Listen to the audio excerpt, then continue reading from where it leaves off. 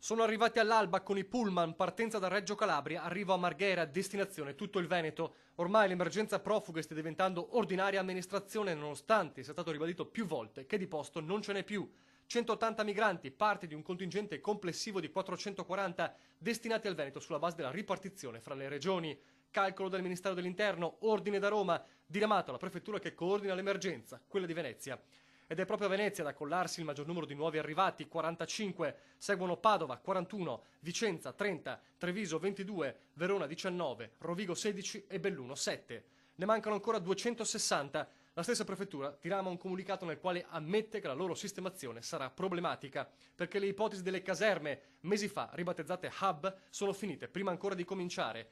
E allora arriva la nuova richiesta agli albergatori veneti, accogliere in strutture di modeste dimensioni, categorie medio-basse, compensando gli imprenditori con i 35 euro al giorno dei quali i profughi hanno diritto. La risposta della categoria arriva a stretto giro di posta. E senza un minimo di programmazione, senza un minimo di preavviso, senza soprattutto sapere quanti giorni si fermano queste persone, senza sapere se queste persone, che cosa succede quando queste persone spariscono improvvisamente dall'albergo perché scappano in Germania, vanno da qualche parte, eccetera, cosa dobbiamo fare, ben difficilmente risponderanno. No di Federalberghi, basta scaricare le irresponsabilità del governo sugli imprenditori, già vessati da una stagione negativa e con il miraggio di nuove beffe. L'albergatore non si può trasformare in un controllore dei movimenti di queste persone che generalmente quando passano per l'Italia vogliono andare all'estero. Il turismo non si aiuta in questo modo, dice. Se il governo vuole supportare la crisi di un settore strategico dell'economia veneta e italiana, vari lo stato di crisi per tutta l'industria turistica.